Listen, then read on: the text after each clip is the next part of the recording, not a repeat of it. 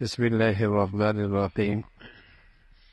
الحمدللہ، آج ہماری تلاوت کا آغاز تیسرے پارے کے دوسرے نصف سے آدھے سے، جس کے آغاز میں یہودیوں کے لیے مذمت ہے کہ وہ اللہ کے نیک بندوں کو قتل کیا کرتے تھے، اور جو انصاف کی دعوت دینے والے اللہ والے تھے یہ ان کے دل سے دشمن تھے، ان کے لیے اللہ کا عذاب ہے، اور یہ غلط فہمی کا شکار ہے کہ ہم نے جہنم میں کوئی نہیں جانا۔ پھر تذکرہ فرمایا کہ اللہ کی بڑائی، اللہ کی عظمت، اللہ کی شان ہے، جسے چاہے ذلت سے عزت کے نقشیں عطا فرمائے، اور جسے چاہے عزت کے نقشوں میں رسوا کر دے۔ وہ ذات بڑی قدرت والی ہے، زندوں سے مردہ پیدا کرتی ہے اور مردہ سے زندہ پیدا کر دیتی ہے، رات کو دن سے، دن کو رات سے۔ یہ سب اسی کے قدرت کے نشانیاں ہیں۔ ایمان والوں کو تلقین فرمائی کفار سے دلی دوستی نہ لگانا، ایمان والوں کو چھوڑ کر کفار سے دلی دوستی نہ لگانا۔ اگر اللہ سے سچی محبت ہے تو راستہ رسول اللہ صلی اللہ علیہ وسلم کی اتباع اور پیروی ہے۔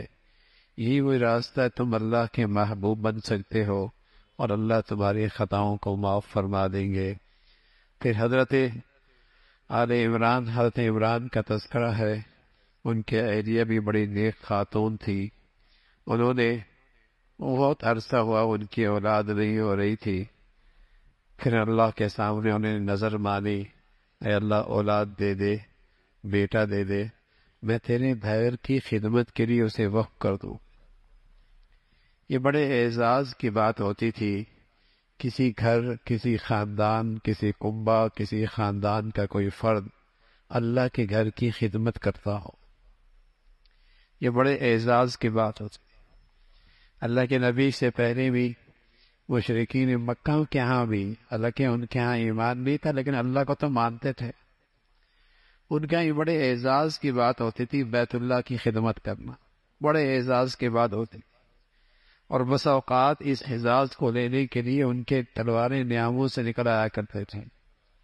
ایک مرتبہ تو ایسا ہوا کہ حجر اسود کو جب لٹایا گیا اور پھر رکھنے کی نوبت آئی تو ہر قبیلہ چاہتا تھا کہ یہ اعزاز ہمارے قبیلوں کو ملے۔ اللہ کے نبی صلی اللہ علیہ وسلم کو اب تک نبوت نہیں ملی تھی، سب نے یہ طے کیا کہ یہ آدمی ہمارے میں بڑا سچا ہے اور بڑا منصف مزاج ہے، تو اگر یہ فیصلہ کر لے تو ہمیں قبول ہو جائے۔ بیت اللہ کے اطراف میں آنے والوں کی بڑی خدمت ہوا کرتی تھی، کوئی سبیلیں لگایا کرتا تھا دودھ کی، کوئی ستو کی، کوئی میٹھے پانی کی، تو اللہ کے گھر کی خدمت بڑے اعزاز کی بات ہوتی۔ یہ تو اب دور بدل گیا نا، اب لوگوں کے ہاں اسٹیٹس یہ کہ بڑے کلب کا ممبر کون ہے۔ پہلے مسلمانوں میں اعزاز یہ ہوتا تھا کہ اللہ کے گھر کی خدمت میں کون آگے، اور اللہ کے گھر میں کون آگے۔ اس کائنات کے سب سے بڑے آدمی محمد رسول اللہ ہیں، اللہ کے گھر میں سب سے آگے۔ اللہ کے گھر بنانے میں بس اوقات آپ پتھر اٹھا رہے ہیں،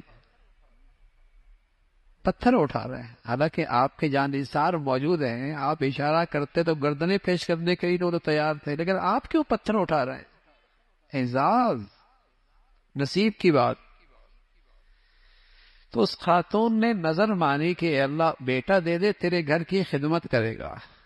اس وقت اللہ کا گھر جو سب سے پہلا قبلہ تھا مسلمانوں کا، بیت المقدس، اے اللہ تیرے گھر کی خدمت کرے گا۔ اللہ کی شان، بیٹا نہیں ہوا بیٹی ہوں، تو بات تھوڑی سی رنجیدہ سی ہوئی، غم زدہ ہوئی کہ میری نظر کیسے پوری ہوگی اور مجھے یہ اعزاز کیسے ملے گا۔ بیٹیاں تو گھر کی خدمت کے لیے قبول نہیں ہوتی، وقف نہیں ہوتی، بیٹا نہیں ہوا۔ تو اللہ تعالیٰ نے حوصلہ دیا، ہمت بڑھائی، بیٹی ایسی ہے جس پر ہزاروں بیٹے قربان، مائی مریم۔ اور مریم کیا تھی؟ بچپن ہی کی ولیہ تھی، آپ کے پاس بغیر موسم کے پھل آیا کرتے تھے، پیدائشی ولیہ تھی، بغیر موسم کے پھل آیا کرتے تھے۔ ایک دن حضرت زکریا علیہ السلام نے دیکھا کہ اس کے پاس تو پھل آتے ہیں اور بغیر موسم کے، پوچھ لیا بیٹی یہ کہاں سے آتے ہیں؟ کہ اللہ دیتا ہے، اللہ دیتا ہے۔ تو فوراً حضرت زکریا علیہ السلام کا خیال اللہ کی قدرت کی طرف تازہ ہو گیا۔ آپ کی اولاد نہیں تھی، بوڑھے ہو چکے تھے، سر کی چاندی چمک رہی تھی، سر کے بال سفید ہو چکے تھے، بیوی بانج بھی تھی اور بوڑھی بھی تھی۔ یہ موسم اولاد کا تھا نہیں دونوں کے لیے، نہ باپ شوہر کے لیے نہ بیوی کے لیے۔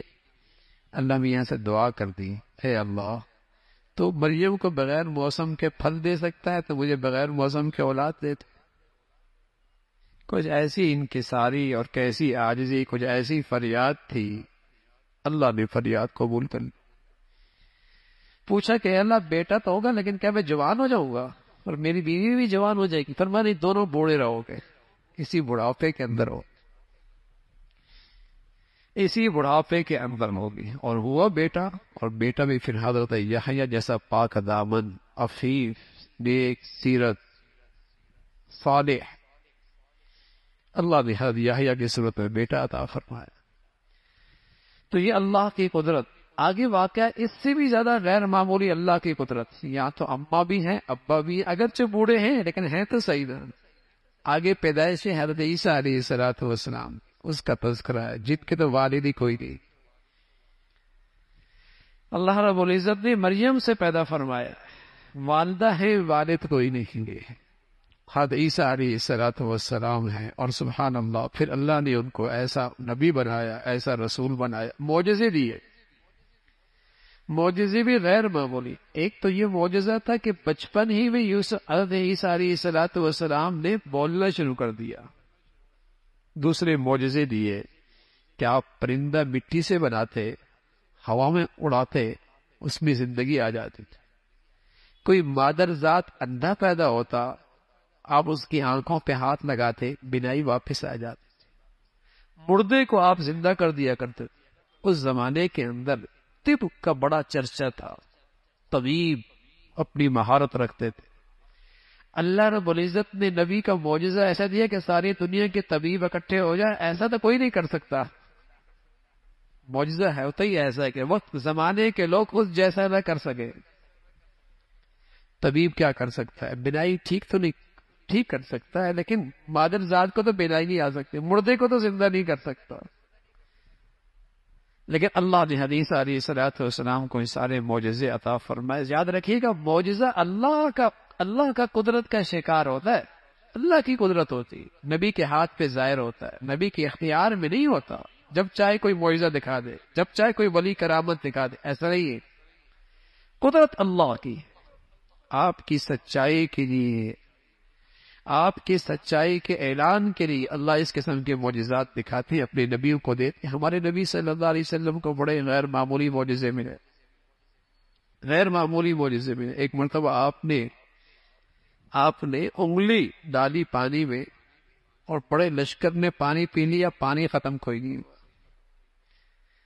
ایک روایت میں آتا ہے ابراہیم ابو ہریرہ رضی اللہ عنہ بھوک میں تھے، آپ علیہ السلام نے دیکھا کہ طالب علم تھے، یہ صفہ کے طالب علم تھے۔ نبی علیہ السلام کا پہلا تعلیمی ادارہ، دینی تربیت کا ادارہ تھا صفہ۔ یہ کماتے وقاتے کچھ نہیں تھے، بس جو بھیج دیتا تھا اس پہ گزارا ان کا ہوا کرتا تھا۔ تو آپ نے دیکھا کہ بھوک ہے، ساتھ گھر لے گئے تو ایک برتن میں دودھ موجود ہے۔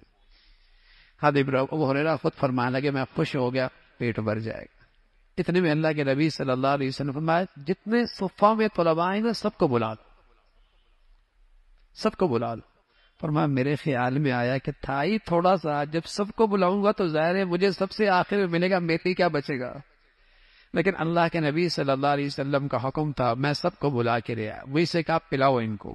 اب میں ڈول لے کے پلا رہا ہوں، ایک کو پلایا، دوسرے کو پلایا، تیسرے کو ملایا، 10 کو پلایا، ڈول کا دودھ ختم نہیں ہو رہا۔ جب میری باری آئی، کہا پیو، میں نے پیا، کہا اور پیو، اور پیا، پھر کہا اور پیو، میں نے اور پیا۔ جب پھر فرمایا کہ اور پیو، میں نے کہا یا رسول اللہ اب گنجائش نہیں۔ پھر حضور علیہ السلام نے اسے پیا اور پھر ختم ہوا۔ معجزہ۔ اور بھائی وہ تو سارے معجزے آئے اور چلے گئے، لیکن قرآن کا معجزہ آپ نہیں دیکھا، صدیاں ہو گئی ہیں بھائی، اس کے ایک نقطے میں فرق نہیں ہے، اور اس معجزے کو نہیں دیکھتے. معصوم سا بچہ جس کی عمر 7 سال 8 سال، وہ بھی اپنے سینے میں محفوظ کر لیتا ہے. مجالے آگے والا غلط پڑے پیچھے سے لقمہ دے گا، پیچھے سے غلطی بتائے گا. تو اللہ کے نبی صلی اللہ علیہ وسلم کو معجزے ملے. حضرت عیسیٰ علیہ الصلوۃ والسلام کے یہ معجزے تھے. پھر عیسائی یہودی آپ کے جانی دشمن آپ کو شہید کرنے کی انہوں نے سازش کی، لیکن اللہ ہے، انہوں نے تدبیر کی، اللہ نے بھی تدبیر کی، اللہ کی تدبیر غالب آ گئی. یہودیوں کا عقیدہ ہے کہ ہم نے قتل کر دیا، اور پھر قبر پھٹی، اور پھر آپ آسمانوں پہ چلے گئے. عیسائیوں کا عقیدہ ہے آپ کو سولی دے دی گئی. مرزائی، قادیانی، جھوٹے نبی کے پیروکار، کافر، مرتد، ان کا عقیدہ یہ ہے کہ عیسیٰ علیہ الصلوۃ والسلام زخمی ہو گئے، پھر کشمیر چلے گئے، وہاں ان کا علاج ہوا، پھر وہیں ان کی زندگی ختم ہو گئی، وہیں مر گئے. مسلمانوں کا عقیدہ جو قرآن نے بتایا، عیسیٰ علیہ الصلوۃ والسلام کو اللہ نے زندہ آسمانوں پہ اٹھا دی، اور قرب قیامت میں پھر دنیا میں تشریف لائیں گے اور پیارے نبی کی شریعت پہ عمل کریں گے. قرآن یہی بتاتا کہ یہودیوں نے سازش کی شہید کرنے کی، اللہ کی تدبیر غالب آ گئی، اللہ نے آسمانوں پہ اٹھایا، اللہ تعالیٰ نے آسمانوں پہ اٹھایا، اس کا تذکرہ فرمایا. پھر وہ نجران کے جو عیسائی آئے تھے، آپ سے بحث کر رہے تھے، دلائل سے تو وہ مان نہیں رہے تھے عیسیٰ علیہ الصلوۃ والسلام کے بارے میں جو سچائی تھی. تو اللہ کے حکم سے رسول اللہ صلی اللہ علیہ وسلم نے ان سے کہا ایسا کرتے مباہلہ کر پائے. مباہلہ یہ ہوتا ہے کہ تم بھی اپنے گھر والوں کو بلاؤ، میں بھی اپنے گھر والوں کو بلاتا ہوں، ایک میدان میں اکٹھے ہو جاتے ہیں، اللہ سے دعا کرتے ہیں، اے اللہ جو ہم سے جھوٹا ہے اس پہ تو لعنت دے. یہودیوں کے اس وفد میں ان کے مذہبی پیشوا بھی موجود تھے. انہوں نے کہا نہیں یہ نہیں کرنا، مارے جاؤ گے. اس کا تذکرہ فرمایا.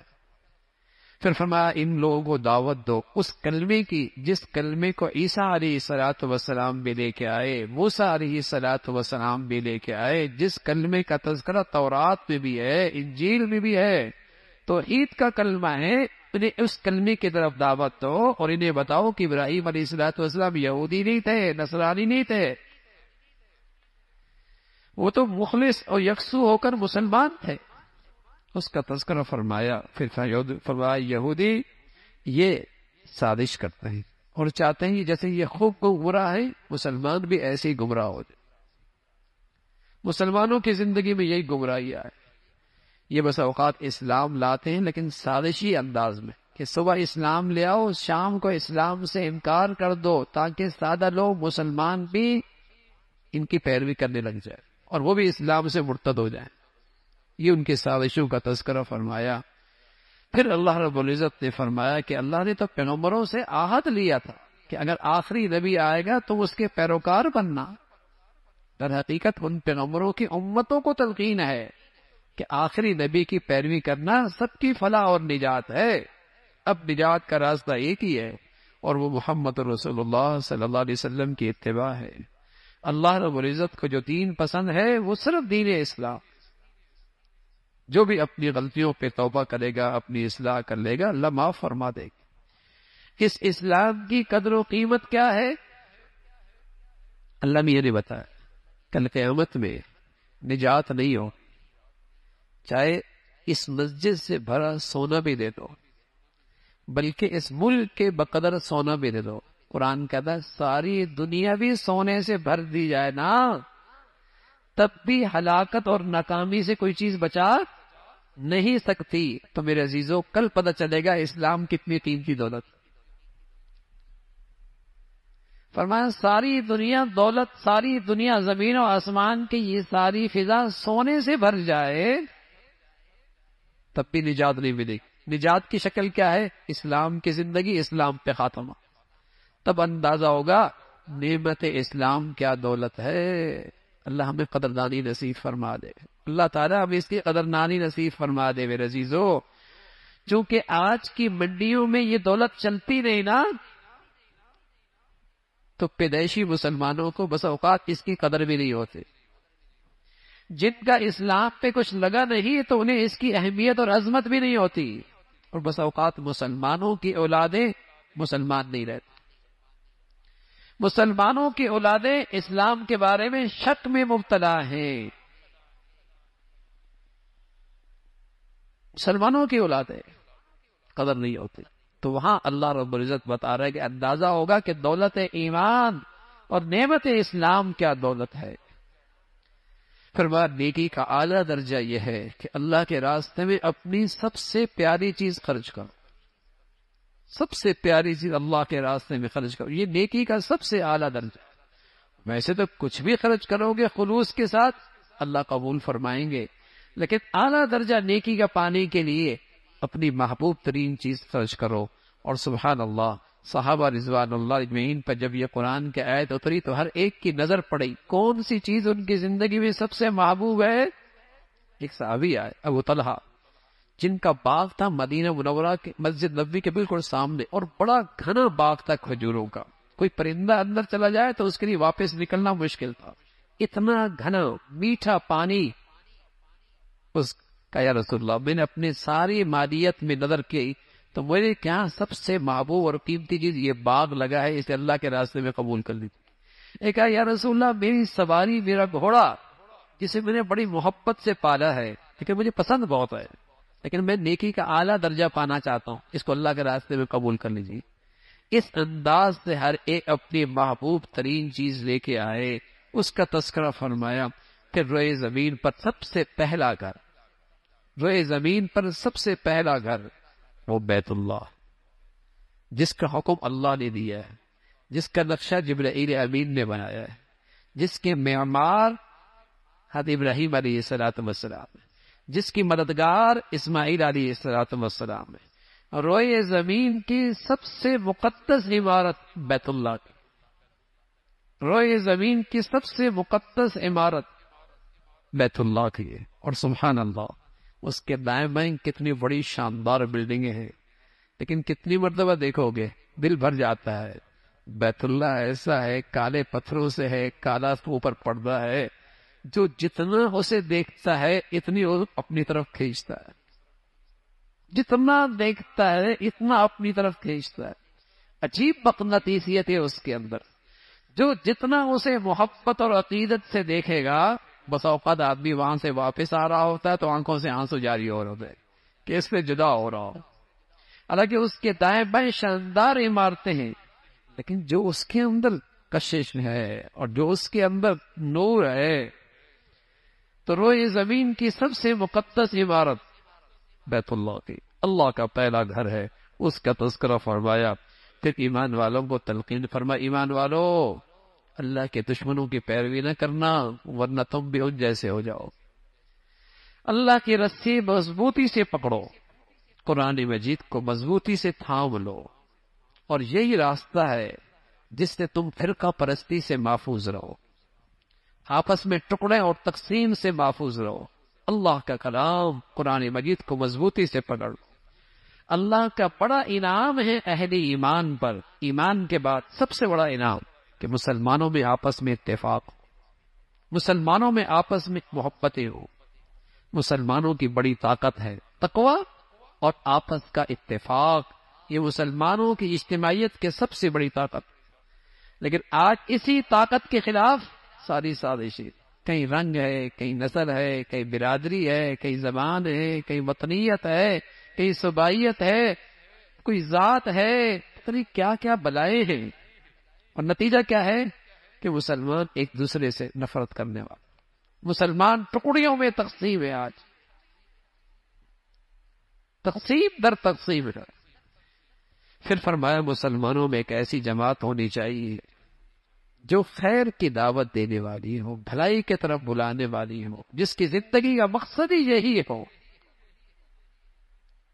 یہی فلاح کا راستہ ہے، قیامت کا دن آنے والا ہے جہاں نیکیوں والوں کے چہرے چمکتے ہوں گے اور برائیوں کرنے والوں کے چہرے سیاہ ہوں گے۔ اللہ نے اس امت کو بڑی عظیم و شان امت بنایا ہے، اس لیے کہ اس امت کی خصوصیت تھی، جیسے پیغمبر انسانیت کے نفع کے لیے دنیا میں آتے ہیں، یہ امت بھی انسانیت کے نفع کے لیے پیدا ہو، اور سب سے بڑا نفع آخرت کی فلاح کا راستہ دکھانا، آخرت کی کامیابی کا راستہ دکھانا، سب سے بڑا نفع کا راستہ یہ۔ پھر فرمایا سارے اہل کتاب ایک جیسے نہیں ہیں، کوئی انصاف پسند بھی ہے جو قرآن پر ایمان لے آتے ہیں، رسول پر ایمان لے کے آتے ہیں، ان کی تعریف فرمائی، برائیوں سے روکتے ہیں، اچھائیوں کی طرف بلاتے ہیں، ایمان والوں کی تلقین پر ایمان والوں کبھی کفار کو اپنا مشیر مت بناؤ اور ان کو رازدار مت بناؤ، اس لیے کہ وہ کبھی تمہارے لیے دل سے خیر خواہ نہیں ہو سکتے۔ اگر کافر اپنی کفر پر پکا ہے وہ کبھی مسلمانوں کا خیر خواہ نہیں ہو سکتا۔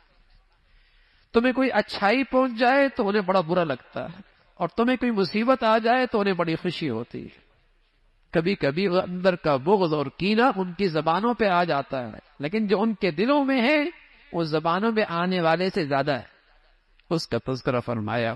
پھر غزوہ بدر کا تذکرہ مختصر سا، جہاں اللہ کے نبی صلی اللہ علیہ وسلم اپنے سپاہیوں کو اور اپنے ساتھیوں کو مختلف جگہوں پہ کھڑا کر رہے، اور پھر اللہ کی مدد اور نصرت اس مختصر سی جماعت پر آئی کہ غزوہ بدر کی جو فتح ہوئی، اور یہ اسلام کا پہلا جو غزوہ تھا، اس فتح کی بنیاد افراد کی کثرت نہیں اور اسلحہ اور جسے کہیں کہ اسباب و وسائل کی کثرت نہیں، اس کی وجہ صرف اللہ اور اللہ کے رسول سے سچی وفاداری اور دین پر استقامت اور اللہ کی مدد اور نصرت، اس کی بدولت اللہ نے بدر کی شکل میں مسلمانوں کو پہلی فتح نصیب، ورنہ دشمن تعداد میں زیادہ تھے۔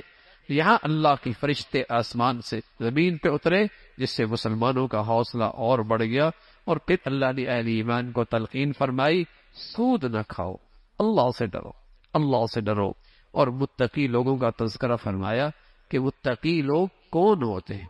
جو ہر حال میں خرچ کرتے ہیں، غصے کو پی لیا کرتے ہیں، معاف کر دیا کرتے ہیں، احسان کیا کرتے ہیں، اور اگر ان سے کوئی گناہ ہو جائے گناہ پر اصرار نہیں کرتے، بلکہ ندامت اور شرمندگی کے ساتھ اللہ کی بارگاہ میں توبہ کرتے، ندامت اور شرمندگی کے ساتھ اللہ کے حضور توبہ کرتے ہیں۔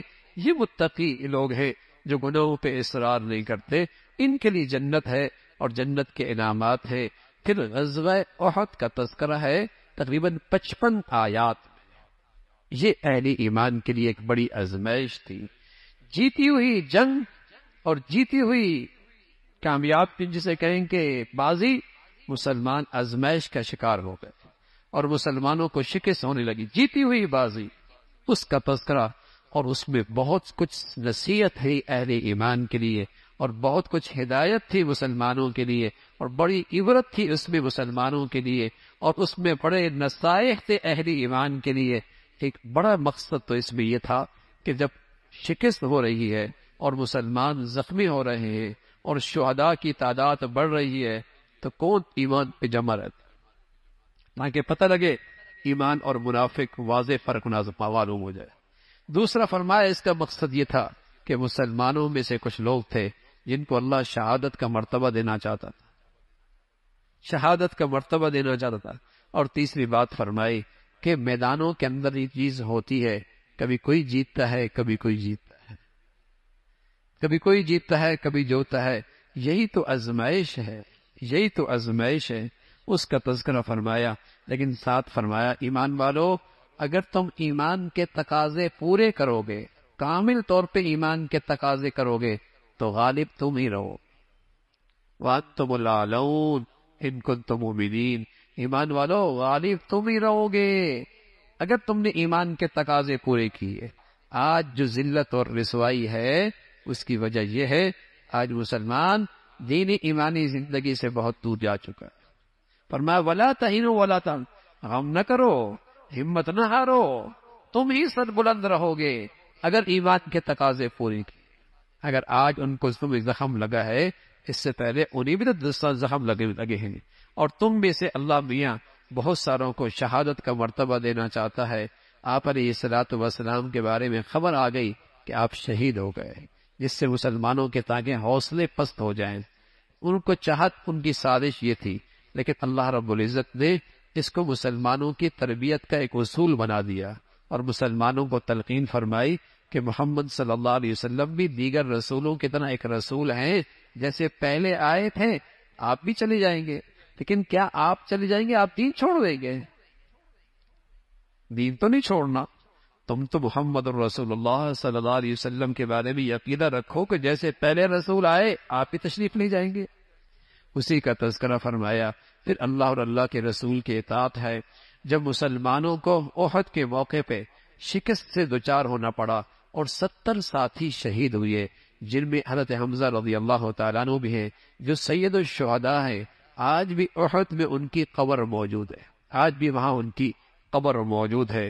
بڑی مسلمانوں پر ایک آزمائش آئی، جیتی ہوئی جنگ مسلمانوں کے لیے شکست کا باعث بن گئی، لیکن جیسے ہی یہ حالات آئے اللہ نے کفار کے دل میں رعب ڈالا، وہ بھاگ کھڑے ہوئے۔ بعد میں جب دور جا کے پہنچے تو انہیں خیال آیا کہ اچھا موقع تھا، آج اسلامی فوج کو بالکل نیست و نابود کر دیتے اور ان کو ملیا میٹ کر دیتے۔ واپس آنے لگے۔ جیسے واپس آنے لگے ادھر اللہ کے نبی صلی اللہ علیہ وسلم کو اللہ نے بتا دیا کہ وہ آ رہے ہیں، تو آپ نے اپنا لشکر تیار کیا اور آپ نے اعلان کر دیا کہ جو ساتھی احد میں شریک تھے دوبارہ میدان کے لیے تیار ہو جائیں۔ سبحان اللہ، 70 ساتھیوں کو ابھی ان کی تدفین ہوئی، باقی ساتھی زخموں سے دوچار ہیں اور باقی تھکاوٹ اپنی جگہ پر، لیکن وہ اللہ کے نبی کے مخلص وفادار پھر ساتھ کھڑے ہو گئے۔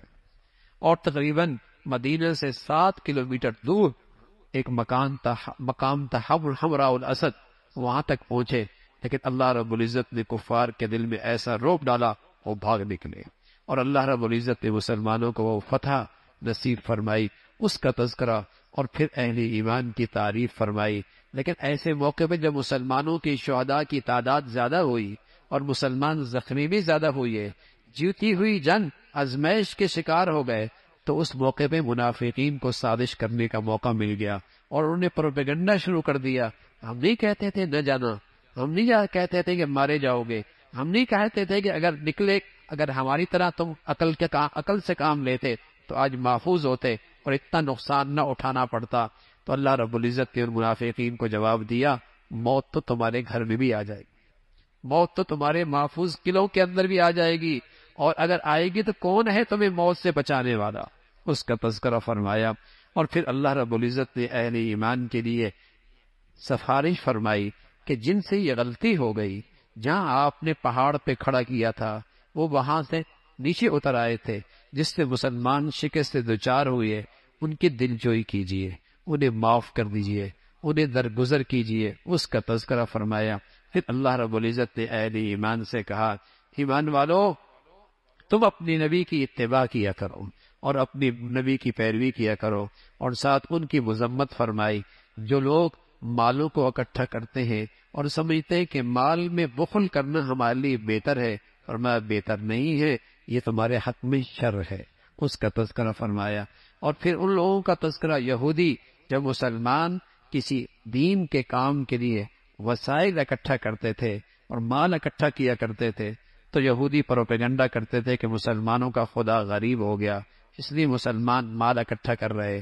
اللہ رب العزت نے فرمایا ہم نے ان کی بات سن لی ہے، ہم نے ان کی بات سن لی ہے اور ہم انہیں عذاب دیں گے، اور اس کا تذکرہ فرمایا۔ اور ساتھ فرمایا کہ اصل کامیابی یہ ہے، حقیقی کامیابی یہ ہے کہ کوئی آدمی موت کے بعد جہنم سے بچ جائے اور جنت میں چلا جائے، اصل کامیابی یہی ہے۔ باقی دنیا ایک آزمائش کی جگہ ہے، ایک دھوکے کی جگہ ہے، کفار کی طرف سے تم پر مختلف قسم کے تکالیف آئیں گی، زبانی، تمہارے جان کے بارے میں، مال کے بارے میں، ذات کے بارے میں، لیکن تم صبر اور تقوی سے کام لینا، یہ تمہارا کچھ نہیں بگاڑ سکتے۔ پھر اللہ رب العزت نے فرمایا حقیقی عقل مند وہی ہے جو اللہ کی قدرت میں غور و فکر کر کے اللہ کا قرب پاتا ہے۔ اور پھر ایمان والے کی وہ مناجات جو وہ اللہ سے دعائیں کرتے ہیں، اس کا تذکرہ فرمایا۔ اور اہل ایمان کے بارے میں فرمایا کہ ایمان والو تم کفار کی ظاہری ترقی سے دھوکہ نہ کھاؤ، حقیقت میں کامیابی وہی ہے جو ایمان اور اعمال صالحہ کے بعد آخرت میں تمہیں نصیب ہوگی۔ اور ایمان والوں کو چند اصول بتائے، ہمیشہ صبر سے کام لینا اور دین پہ جمے رہنا اور اپنی دینی سرحدوں کی حفاظت کرنے میں چکنا اور ہوشیار رہنا اور تقوی اختیار کرنا، بس تم کامیاب ہو جاؤ گے، بس تم کامیاب ہو جاؤ گے۔ اللہ رب العزت عمل کی توفیق نصیب فرمائے۔